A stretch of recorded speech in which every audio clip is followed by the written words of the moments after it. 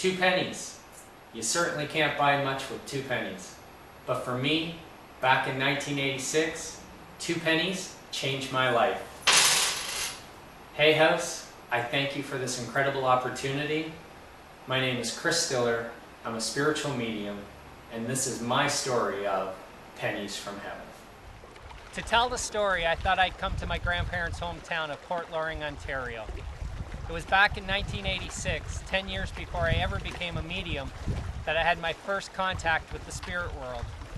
I received a phone call late one day in November telling me that my grandfather was in the final stages of Alzheimer's and going to pass any time.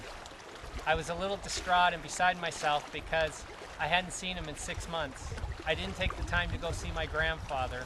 I was 19 years old. I thought I knew it all, and in reality I knew nothing. And that night, during my sleep, I had a visitation from my grandfather. I remember standing at the foot of his hospital bed, apologizing profusely to him for my neglect of coming to see him. He reassured me he was okay, that he wasn't mad, and that he forgave me. And he told me he loved me, and I remember wiping the beads of sweat off his forehead, and him telling me again that he loved me and goodbye. And I woke up crying, and I remember calling my grandmother to see if my grandfather had passed.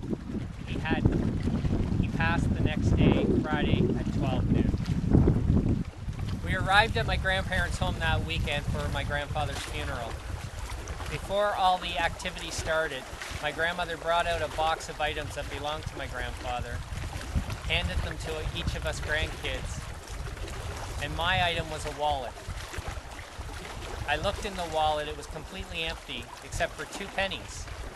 1 penny was dated 1916 and 1 was dated 1986. The impact of that really hit home. You see, my grandfather was born in 1916 and he died in 1986. I was convinced I was getting another message from him that he was okay and that he forgave me. I asked my grandmother, did she put the pennies in the wallet? And she said, I hadn't even looked, Chris. I haven't picked up any of his items from the nursing home yet, and I just come across these things in his closet earlier this week. I seen the wallet and you came to mind. Then I knew I needed to go to the church and have one more talk with my grandfather. I arrived at this very church in the darkness of a November evening, walked in, turned on the lights, and walked up this aisle to where my grandfather's casket was on display.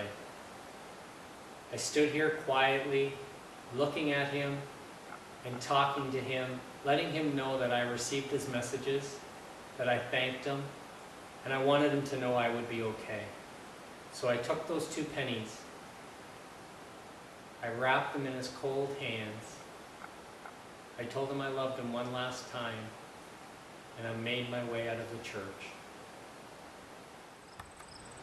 It's been 24 years since that day back in November, and in this very spot my pennies are buried underneath the ground. And it's been 14 years since I become a medium. I've been privileged and honored to help thousands of grieving families over the years come to terms with loss. And it is my wish for all of you that you will open up your hearts, open up your minds, and invite the spirit world into your everyday life, because those you thought you loved and lost are very much a part of your life still. I thank you for the opportunity to speak to you, and I would like to leave this video with a few words from part of my platform.